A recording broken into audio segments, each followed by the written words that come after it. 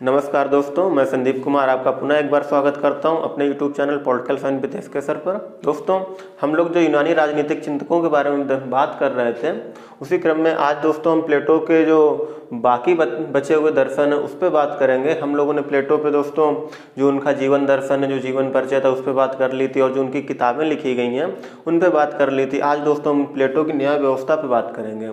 जो प्लेटो का न्याय व्यवस्था दोस्तों, उस पर हम लोग बात करेंगे। जैसा कि दोस्तों हमने पिछली वीडियो में बताया था आपको कि जो रिपब्लिक लिखी गई 386 ईसा पूर्व में प्लेटो के द्वारा, उसमें न्याय की संकल्पना जो प्रस्तुत की प्लेटो ने, वो उसी पे हम लोग आज बात करेंगे। दोस्तों देखते हैं उसमें कि जो उस समय प्राचीन यूनान में जो न्याय की संकल्पनाएं चल रही थी, जो न्याय की परिभाषाएं थी, उनको किस तरह से तर्कपूर्ण ढंग से प्लेटो उनका खंडन करता है, उस पर आज हम लोग बात करेंगे, उसको देखेंगे। दोस्तों जैसा कि हमने आपको बताया कि प्राचीन यूनान में सोफिस्ट विचारकों का बोलबाला था और उन्हीं की खिलाफत, उन्हीं की आलोचना सुकरात और प्लेटो जैसे महान दार्शनिक करते हैं बाद में। तो ऐसा क्यों दोस्तों कि वो जो सोफिस्ट विचारक थे, उन्होंने जो न्याय की संकल्पना प्रस्तुत की, उसकी खिलाफत ये लोग क्यों कर रहे थे? दोस्तों जैसा कि आपको पता है, प्लेटो और सुकरात का जो शिष्य था वो प्लेटो था और दोनों ही तर्कपूर्ण ढंग से बात करते थे। यानी अगर किसी की बात को काटना है तो उसको तर्कपूर्ण ढंग से काटते थे। और आपको पता है कि यूनान का जो प्रथम शिक्षक है वो सुकरात है और वो उसको जो डेल्फी की भविष्यवाणी हुई थी उसमें उसको कहा गया था वो यूनान का सबसे ज़्यादा बुद्धिमान व्यक्ति है। तो उसने जो वहाँ के पुजारी थे मंदिरों के, उनसे उन्होंने बात की थी और सोफिस्ट विचारकों से बात की थी और पाया कि नहीं, सच में वो बुद्धिमान है कहीं तक, किसी सीमा तक। तो वो क्या करते थे, सुकरात क्या करते थे, तर्क करते थे लोगों से। उसी क्रम को, उसी परंपरा को आगे बढ़ाते हुए प्लेटो वही काम करते हैं कि उस समय यूनान में जो न्याय की परिभाषा प्रचलित थी सोफिस्ट विचारकों के द्वारा, उसको वो तर्कपूर्ण ढंग से काट रहे थे। दोस्तों जो न्याय की पहली विचारधारा थी वो थी न्याय का परंपरावादी सिद्धांत, ट्रेडिशनल थ्योरी ऑफ जस्टिस। उसमें ये परिभाषा किसने दी थी दोस्तों? ये परिभाषा सेफालस और इन्हीं के पुत्र पॉलीमार्कस के द्वारा दी गई थी।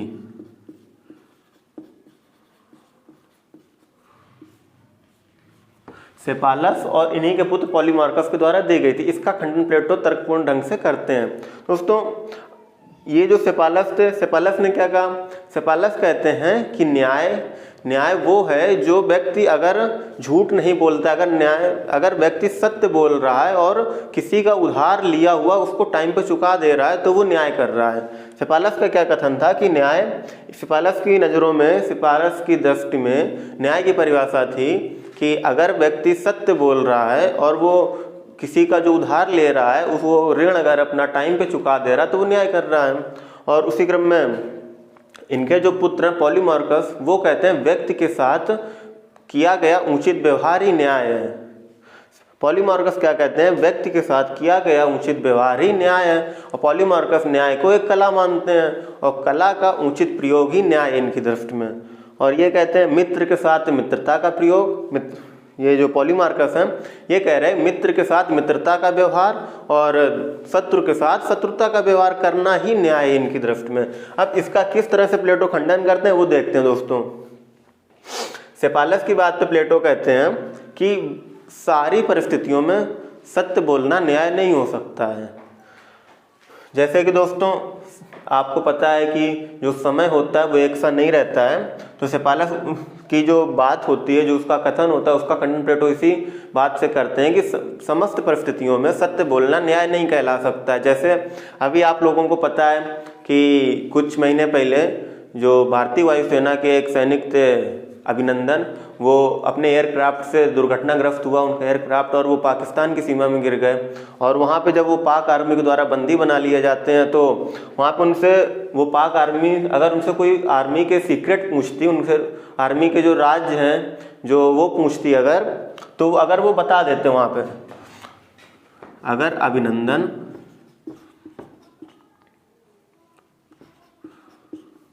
अभिनंदन वो आर्मी के सीक्रेट वहाँ पे बता देते तो क्या होता? क्या वो सत्य बोलना, अगर उन्होंने तो वहाँ पे सत्य बोल दिया, उन्होंने तो न्याय किया, लेकिन अगर उससे भारतीय आर्मी के, भारतीय सैनिकों को अगर कोई हानि पहुँचती, क्या वो न्याय होता? इसी का वो खंडन करते हैं कि समस्त परिस्थितियों में न्याय सत्य बोलना न्याय नहीं कहला सकता है। या किसी का अगर सत्य बोलने से किसी की जान जा रही हो, इस ऐसे सत्य नहीं बोलने चाहिए जिससे किसी को नुकसान हो, किसी को हानि हो। इस तरह से प्लेटो इस बात का खंडन करते हैं। और जो इनके पुत्र थे पॉलीमार्कस, उनकी बात का प्लेटो इस तरह से खंडन करते हैं। दोस्तों वो अभी इनकी एक बात और है कि जो ये कहते हैं कि ऋण चुका देना, जो सेफालस कहते हैं कि किसी व्यक्ति ने जो किसी व्यक्ति से उधार लिया है, अगर उसका वो उधार टाइम पे चुका देता है तो वो न्याय करता है। दोस्तों ये इसका खंडन कैसे करते हैं प्लेटो इसका खंडन करते हैं कि अगर कोई व्यक्ति जो स्वस्थ व्यक्ति है, स्वस्थ व्यक्ति से कोई हथियार उधार लेता है, मान लेते हैं एक सिचुएशन मानते हैं कि कोई स्वस्थ व्यक्ति है, उससे कोई दूसरा व्यक्ति एक हथियार उधार लेता है, मान लेते हैं चाकू लेता है। कुछ समय के बाद ये जो स्वस्थ व्यक्ति है बीमार हो जाता है और इसकी मानसिक स्थिति खराब हो जाती है, मतलब इसको पागल या दिवालिया घोषित कर दिया जाता है और इसकी जो मानसिक स्थिति बहुत ज़्यादा खराब होती है। यानी इतनी खराब होती है कि अगर उसको ये चाकू वापस कर दी जाए, अगर इसको वापस कर दी जाए, वो हिंसक प्रवृत्ति का हो चुका है, अगर उसको चाकू दे दी जाए तो किसी की जान ले सकता है, किसी पे हमला कर सकता है। तो क्या उसको ये उधार लौटा देना, ये चाकू लौटा देना क्या न्याय है? प्लेटो इस तरह से इस बात का खंडन करता है कि जो स्वस्थ व्यक्ति है, अगर वो उसकी जो बाद में वो बीमार हो जाए, उसकी मानसिक स्थिति ना सही रहे, तो उसको क्या चाकू लौटा देना उसको न्याय नहीं होगा। क्योंकि अगर उसको चाकू दे दी जाएगी, क्योंकि वो हिंसक प्रवृत्ति का हो चुका है, अगर उसको चाकू दे दी जाएगी तो वो किसी की जान ले सकता है, किसी को हमला कर सकता है किसी के ऊपर, और इस तरह से इसका वो खंडन कर देता है। इस तरह से जो इसके बाद जो इनके पॉलीमार्कस, इनके पुत्र होते हैं, वो क्या कहते हैं?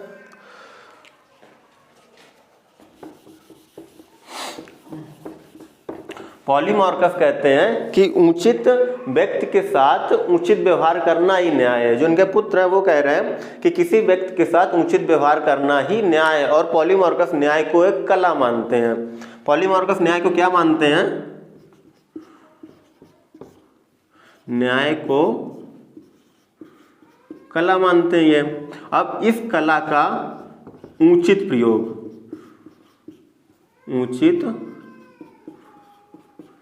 प्रयोग करना ही न्याय है पॉलीमार्कस की नज़रों में, पॉलीमार्कस की दृष्टि में। और वो कहते हैं कि मित्र के साथ मित्रता का व्यवहार, मित्र के साथ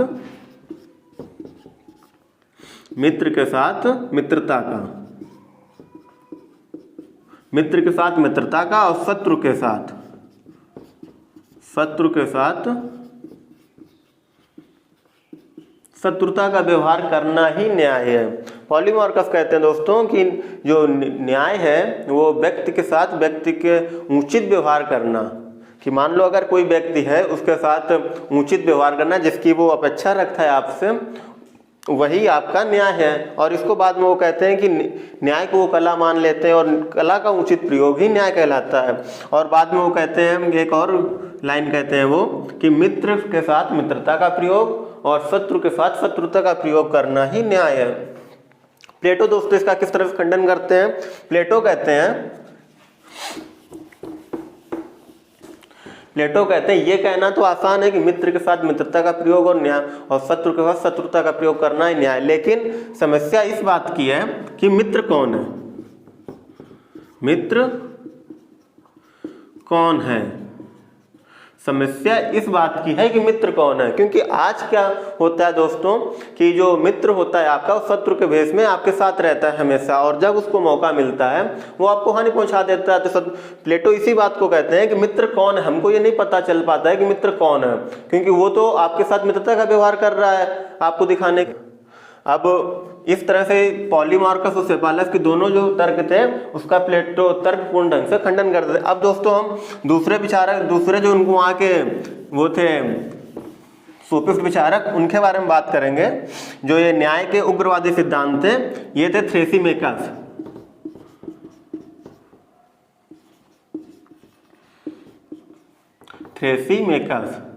अब इनके बारे में हम लोग बात करेंगे। थ्रेसिमेकस क्या कहते हैं दोस्तों कि माइट इज राइट। थ्रेसिमेकस कहते हैं माइट इज राइट,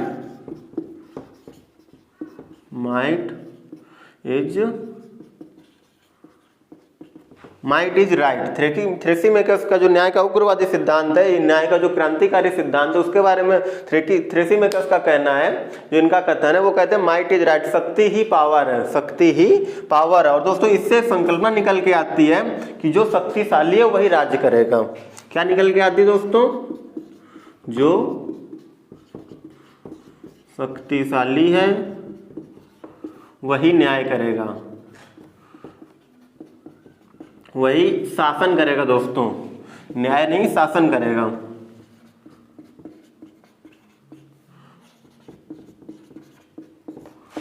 शासन करेगा। और यही, जैसे कि आपको दोस्तों पता है कि जो गांव में या देहातों में या हिंदी में एक कहावत है कि जिसकी लाठी उसकी भैंस। क्या कहते हैं दोस्तों? जिसकी लाठी, मुहावरा है जो, जिसकी लाठी उसकी भैंस, मतलब जिसके पास पावर है, जिसके पास शक्ति है वही राज्य करता है, वही शासन करता है। और जिसके पास लाठी नहीं होती, जिसके पास पावर नहीं होता, वो शासित होता है। यानी आप कह सकते हैं कि एक शासक होता है, एक शासक होता है जिसके पास लाठी होती है, लाठी की शक्ति होती है। दूसरे लोग क्या होते हैं? शासित होते हैं। दूसरे लोग शासित होते हैं जिनके पास शक्ति नहीं होती पावर की। तो इसका प्लेटो किस तरह से खंडन करते हैं दोस्तों? जो थ्रेसिमेकस होते हैं वो कहते हैं जो शक्तिशाली है वही शासन करेगा। इससे दोस्तों इनके संकल्पनाएं निकल के आती हैं कि दो संकल्पनाएं इनकी निकल के आती हैं दोस्तों कि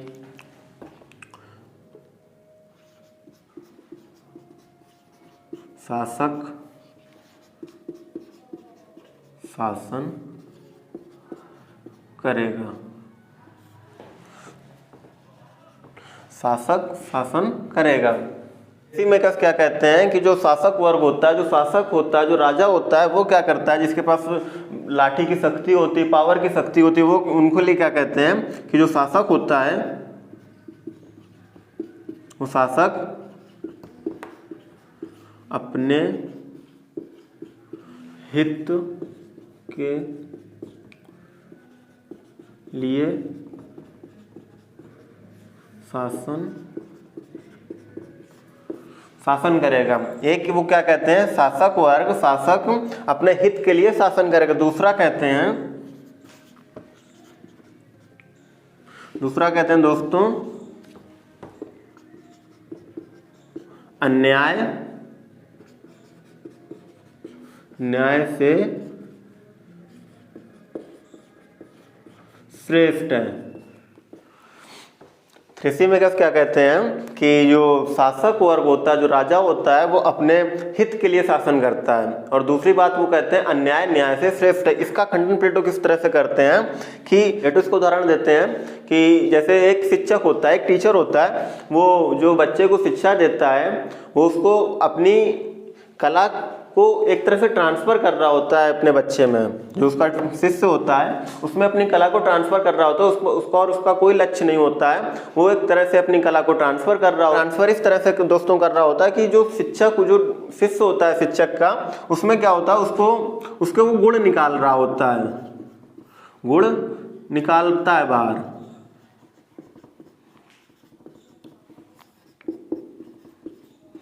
उसके वो गुण बाहर निकालता है कि जो शिष्य होता है, ज्ञान तो उसके पास होता है लेकिन उसको किस तरह से प्रयोग में लाना है वो शिक्षक उसको बताता है। तो एक तरह की ये कला होती है कि जो आपका शिक्षक होता है आपके अंदर छिपी हुई शक्तियां को वो बाहर लाता है। वही उसका उदाहरण देता है प्लेटो कि जो एक शासक होता है, जो एक राजा होता है, उसका जो उद्देश्य होता है वो प्रजा का हित होता है, प्रजा का सुख होता है। वो जो उसका शासन करना एक तरह से उसको कला मानता है प्लेटो, और कहता है कि जो राजा होता है वो प्रजा के हितों की बात करनी चाहिए उसको, और सिर्फ शासन करना ही काफी नहीं है, उसके हित का, उसके जो सुख सुविधाएं हैं उसका ख्याल रखना भी एक राजा का कर्तव्य होता है। उस तरह से इस बात का खंडन कर देता है कि शासक अपने हित के लिए शासन करता है, यानी इस बात का वो खंडन करता है कि जो राजा का गुण होता है, जो राजा का जो शासक होना चाहिए वो प्रजा का हित होना चाहिए, उसके जो दुख हैं, उसकी जो समस्याएं हैं उसका समाधान करना चाहिए एक शासक को। और दूसरा जो इनका होता है, अन्याय न्याय से श्रेष्ठ है। थ्रेसीमेकस होते हैं वो कहते हैं कि जो अन्याय है वो न्याय से श्रेष्ठ है। तो इसका प्लेटो सीधा सा अध्यात्म से जोड़ देता है कि जो अन्यायी व्यक्ति होता है वो कभी सुखी नहीं रह पाता है, वो हमेशा परेशान रहता है। और जो न्याय करता है, जो साधारण व्यक्ति होता है वो न्याय करता है, वो हमेशा सुखी रहता है। वो जैसे आपसे कहते हैं, आप सुनते आते हैं कि आधी रोटी खाएंगे लेकिन आराम से अपनी ईमानदारी से खाएंगे, वो लोग ज़्यादा खुशी रहते हैं और रात को सो सकते हैं। लेकिन जो परेशान करके रोटी को अपना इंतजाम करते हैं, रोटी कमाते हैं, वो हमेशा परेशान रहते हैं। उनको डर रहता है कि पता नहीं मेरे साथ कौन सी घटना घट जाए। उनको एक डर रहता है भगवान का या ऊपर कोई भी अपने उनके ईश्वर का, कि वो डरते रहते हैं कि हमने गलत किया, हमने पाप किया। लेकिन जो एक साधारण व्यक्ति होता है, वो जो अपना मेहनत करके रोटी कमाता है, उसको लगता है कि नहीं, हमने तो न्याय से रोटी कमाई है, ईमानदारी तरीके से रोटी कमाई है, तो उसको किसी का डर नहीं होता, वो आराम से चैन की नींद सो सकता है। लेकिन जो अन्याय से रोटी कमाते हैं, जो अन्याय का काम करते हैं, वो हमेशा डरते रहते हैं। उनको कहीं ना कहीं किसी ऐसी अध्यात्म शक्ति से डर लगता रहता है उनको, कि वो मतलब उनको पता तो होता है कि उन्होंने गलत किया, लेकिन वो। और दोस्तों, इस तरह से जो अन्यायी व्यक्ति होता है उसका वो खंडन कर देते हैं कि अन्याय न्याय से श्रेष्ठ है। प्लेटो इसका खंडन कर देते हैं इस तरह से, और इसको अध्यात्म से वो जोड़ देते हैं। प्लेटो कहते हैं सुख की अवस्था। प्लेटो क्या कहते हैं? सुख की अवस्था, सुख की अवस्था, सुख की अवस्था श्रेष्ठ है। दोस्तों, किससे श्रेष्ठ है ये? दुख से, दुख से या अन्याय से, या अन्याय से। प्लेटो कहते हैं कि सुख की अवस्था श्रेष्ठ है दुख की अवस्था से या अन्याय से। अब न्याय का व्यवहारवादी सिद्धांत था, उसमें इसके जो मुख्य प्रतिपादक हैं वो गलाउकन है। कौन है दोस्तों? गलाउकन। ये भी एक सोफिस्ट विचारक है। इनका क्या मानना है कि जो न्याय है वो शक्तिशाली का नहीं अपितु दुर्बल व्यक्तियों का हित है। गलाउकन क्या कहते हैं? न्याय शक्तिशालियों का नहीं अपितु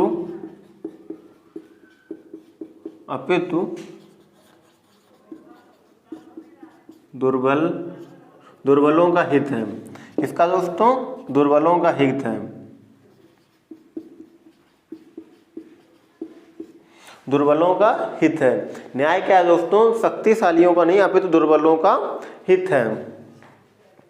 और इसके बाद इसका जो और ये जो धारणा है न्याय शक्तिशालियों का नहीं अपितु दुर्बलों का हित है, ये हॉब्स की सामाजिक व्यवस्था से काफी मिलती जुलती है कि मनुष्य एक सामाजिक प्राणी है। जो ये व्यवस्था है वो हॉब्स की सामाजिक व्यवस्था से काफी मिलती जुलती है, कि जो हॉब्स कहता है कि मनुष्य एक स्वार्थी प्राणी। हॉब्स का क्या कथन है?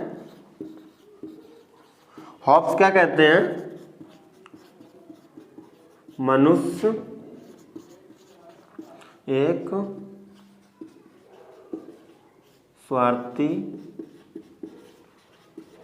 प्राणी है। मनुष्य एक स्वार्थी प्राणी। हॉब्स का कथन था कि मनुष्य एक स्वार्थी प्राणी, अपने लाभ के लिए कुछ भी करता रहता है, कुछ भी। और इसके बाद ये तो संकल्पना इनसे मिल जाती है, लेकिन इसको हम यहाँ पे खत्म करते हैं, अब आगे बात करते हैं कि जो हॉब्स की बात थी, ग्लाउकन कहते हैं कि व्यक्ति अपने लाभ के लिए कुछ भी करते रहते हैं। यही संकल्पना हॉब्स की संकल्पना से मिलती जुलती है। कहते हैं कि न्याय का कोई शाश्वत नियम नहीं है।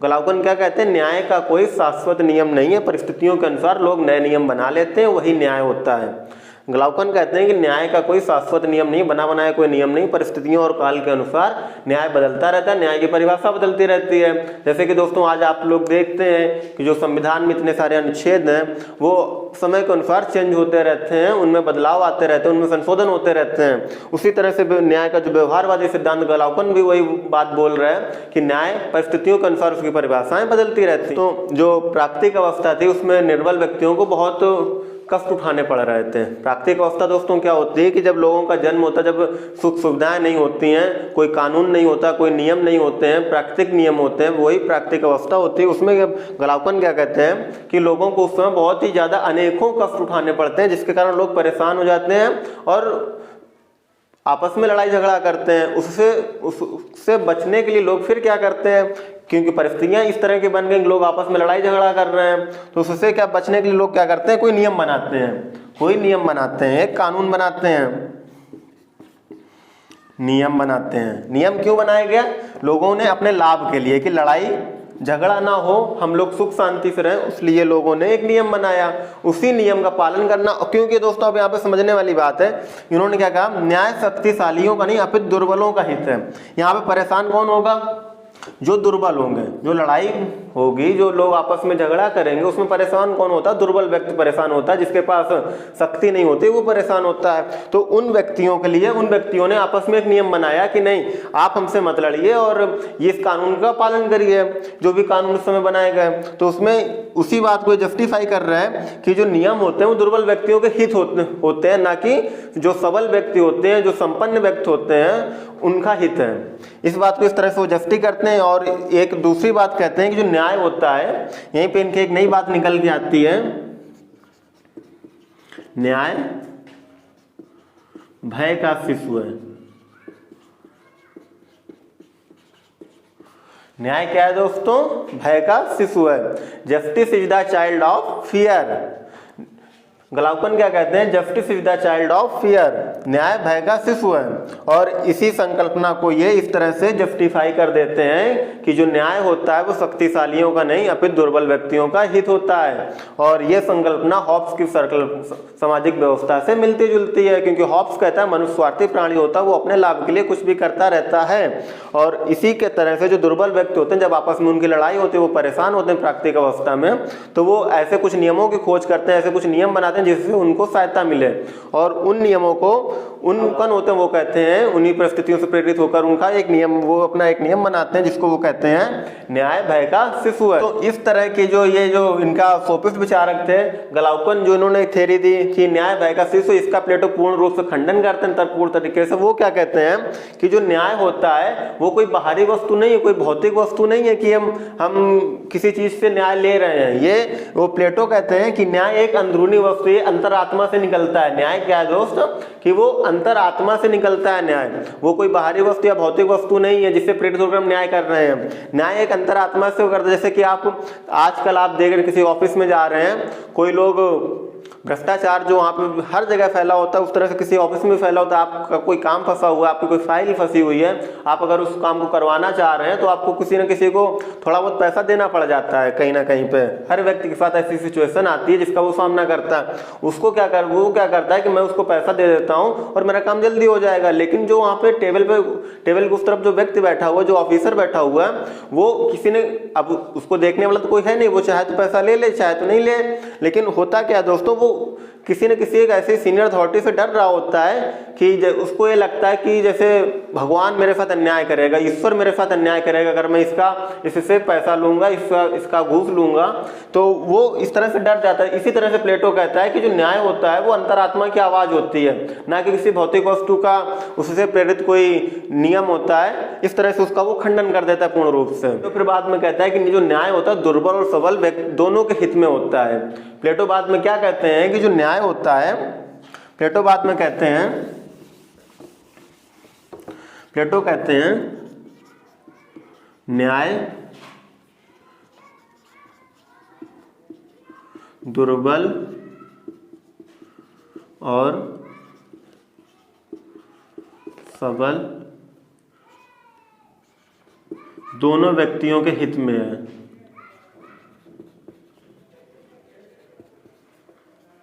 व्यक्तियों हित में है।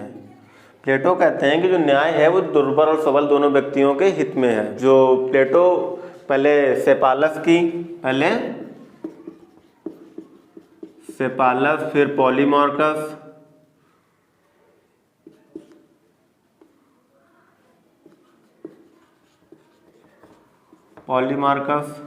और इसके बाद इसके बाद ये थ्रेसिमेकस,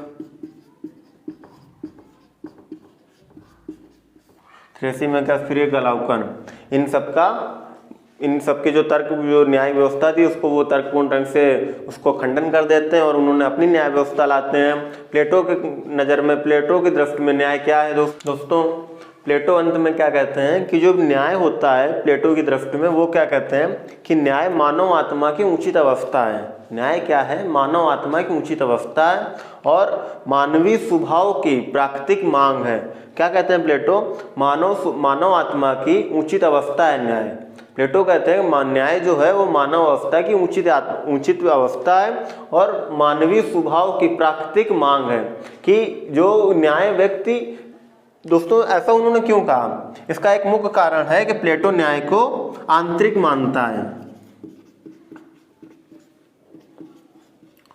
आंतरिक मानता है मतलब न्याय मानवीय आत्मा से निकलता है कि जो एक आत्मिक गुण है। न्याय को प्लेटो कहता है कि अंतरात्मा जो करती है वो न्याय होता है, और जो पहले के जो विचारक थे, सुफिस्ट विचारक थे, वो न्याय को क्या मानते थे? बाहरी,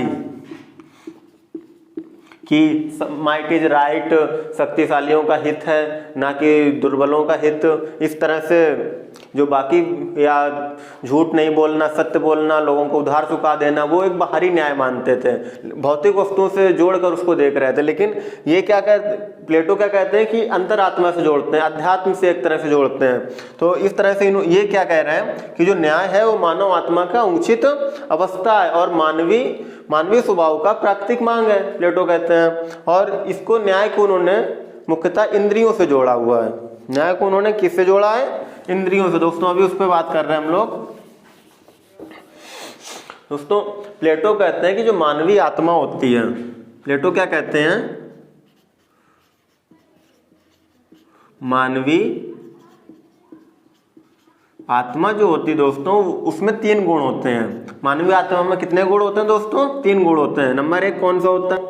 प्लेटो कहते हैं कि जो न्याय होता है वो आंतरिक आत्मा से निकलता है और उन्होंने आत्मा के 3 गुण बताए हैं। गुण दोस्तों कितने बताए हैं? 3 गुण बताए हैं। कौन कौन से? आत्मा के गुण,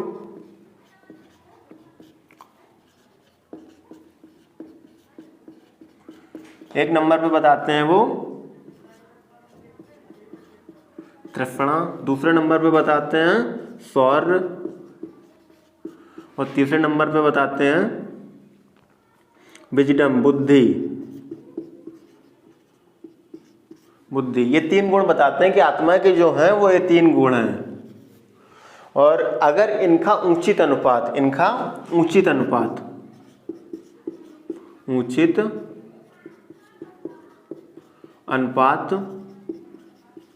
मानव मस्तिष्क में उपस्थित है तो वो व्यक्ति न्याय कर रहा है। अगर इसका उचित अनुपात मानव मस्तिष्क में उपस्थित है तो वो व्यक्ति न्याय कर रहा है। कौन कौन से गुण मानवीय आत्मा के?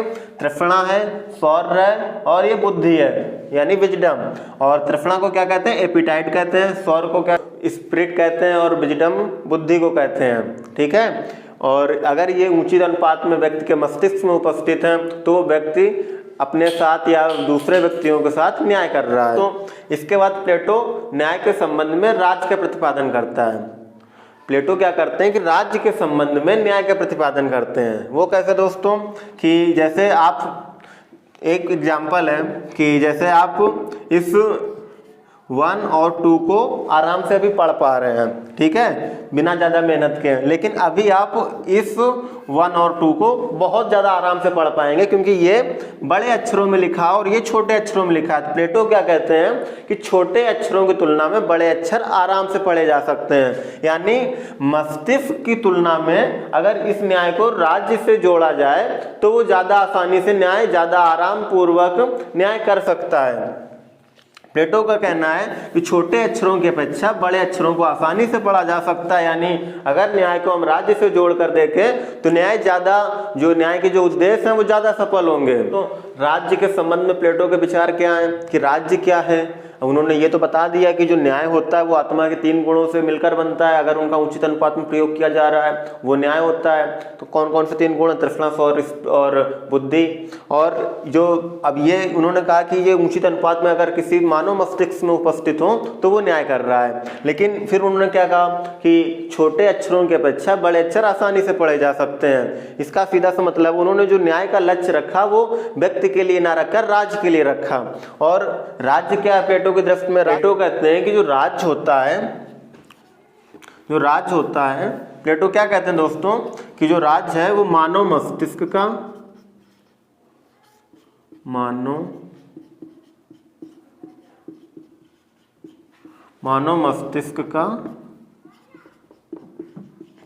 व्यापक रूप है।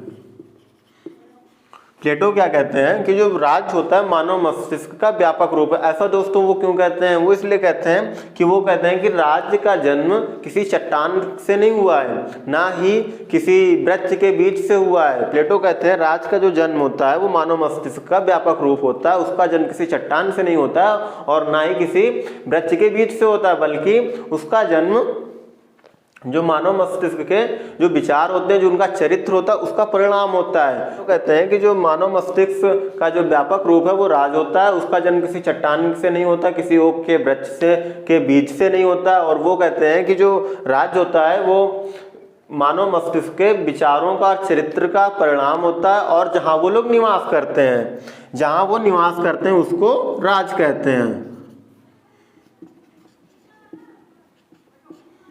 निवास करते हैं उसको राज्य कहते हैं। राज्य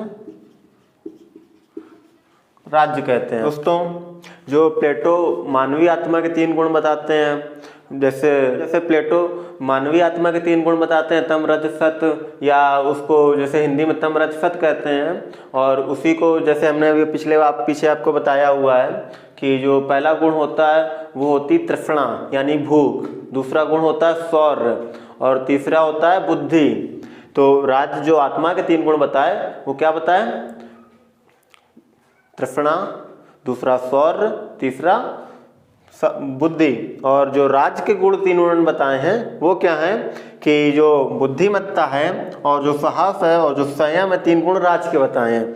और जो फिर इनको अगर कोई गुण तो इनका कोई प्रतिनिधि भी कर रहा होगा, कोई इनका प्रतिनिधि भी होगा प्लेटो के अनुसार, तो उनका प्रतिनिधि वो मानता है कि जो बुद्धिमत्ता होगा, बुद्धि के काम होते हैं वो शासक वर्ग करता है। उन्होंने राज्य में तीन वर्ग बना दिए प्लेटो ने। उन्होंने क्या कहा कि जो बुद्धि का कार्य होता है, जो बुद्धिमानों का जो कार्य होता है वो शासक वर्ग मुख्यतः करते हैं। दूसरे नंबर पर जो साहस होते हैं, जो लड़ाई, जो जिनको मतलब साहस दिखाना होता है वो मुख्यतः सैनिक वर्ग करता है। और तीसरा क्या होता है? संयम। संयम क्या है? उन्होंने जो तीसरा गुण बताया राज का, वो संयम, उसका प्रतिनिधित्व कौन कर रहा है? उत्पादक वर्ग कर रहा है। और अगर ये उचित अनुपात में है, अगर ये तीनों गुण उचित अनुपात में है तो वो क्या हो जाएगा? चौथा गुण बन जाता है। और उसको प्लेटो क्या कहता है? न्याय कहता है, जस्टिस कहता है। और इन तीनों, ये जो 3 वर्ग हैं, इनका जो प्रतिनिधि वर्ग जो उन्होंने बताए हैं वो शासक वर्ग बताए, सैनिक वर्ग बताए और उत्पादक वर्ग बताए। और इनको ये इन वर्गों में आता कौन है? इनमें कौन आएगा? शासक वर्ग में आएगा दार्शनिक राजा, इसमें आएगा सैनिक, और इसमें आएगा व्यापारी वर्ग। व्यापारी वर्ग जो मतलब खाने का उत्पादन करते हैं या जो व्यापार करते हैं या किसी भी तरह से ट्रेड से संबंधित हैं, वो वर्ग तीसरे वर्ग में आता है। और सैनिक वर्ग में सैनिक आते हैं, जो देश की रक्षा करते हैं, सीमाओं की रक्षा करते हैं, उसको सैनिक वर्ग में रखता है। और जो शासक वर्ग होता है वो दार्शनिक राजा होता है। इस तरह से प्लेटो की जो न्याय व्यवस्था होती है वो इस तरह से उन्होंने उसका वर्गीकरण किया हुआ है।